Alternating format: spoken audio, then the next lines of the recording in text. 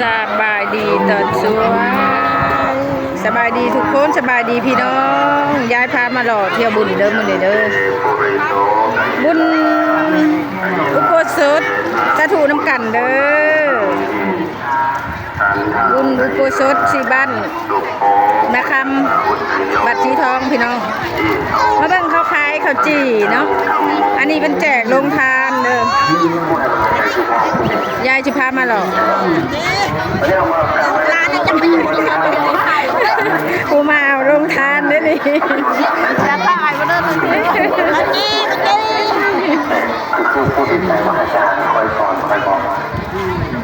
ผู้ใดก็ขายข้าวจี่ขายดิบขายดีเนาะ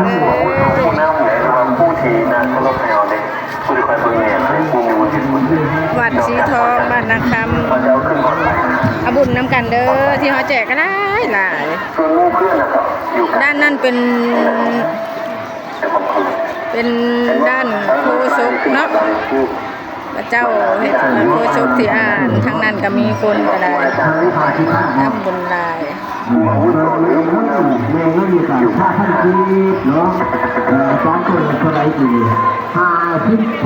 ทำบุญน้ำกันเด้อกับยายเด้อยายพาหล่อทำบุญได้เมื่อนี้เด้อยายเกศพาหล่อทำบุญสาธุบุญน้ำกันเด้อพี่น้องเด้อข้าเบิ่งข้าส้มเลยเด้อกดไลค์กดแชร์ให้เด้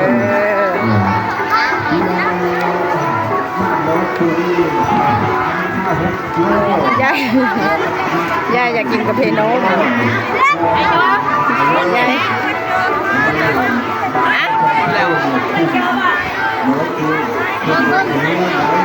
มีกาแฟนมนะด้านเด็กน้อยก็ได้ขายดีขายดีขายดีขายดี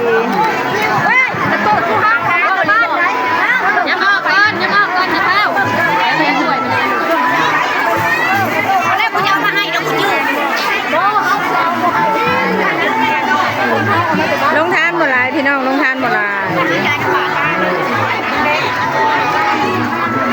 ลงทานบ่หลายก็เลยขายดี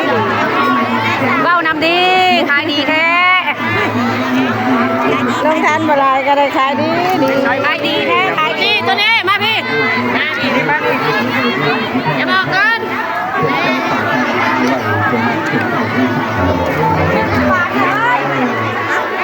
มาเบิ่งด้านนี้ขายมีเนาะ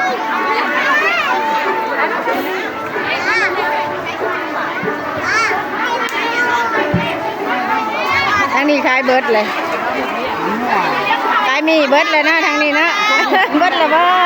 ขายดีเนาะขายดีขายดีขายดีไม่ว่าดีกว่า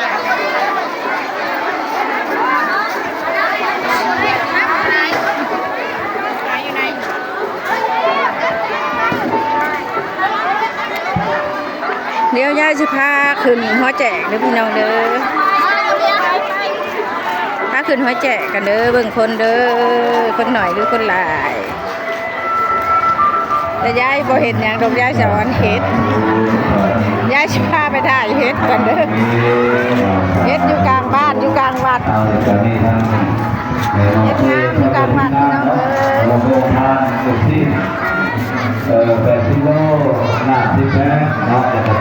มาเอาบุญแต่ว่ามาสอนเฮ็ดเพิ่นเนาะเพิ่นเอามาปลูกสอนหัว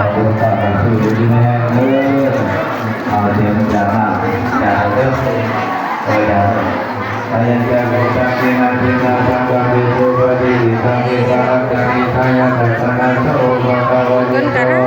หลายพี่น้องเอ้ยมันเต็มพอแจกเพราะว่าเป็นงานแรกแห่งมา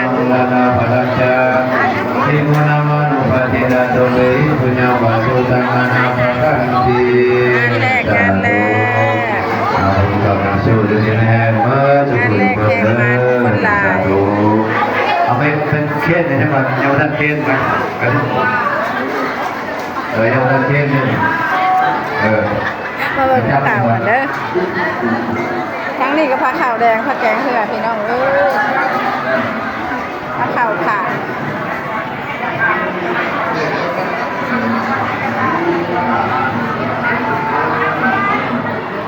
มีหลากหลายเมนู เอาจับมันก่อน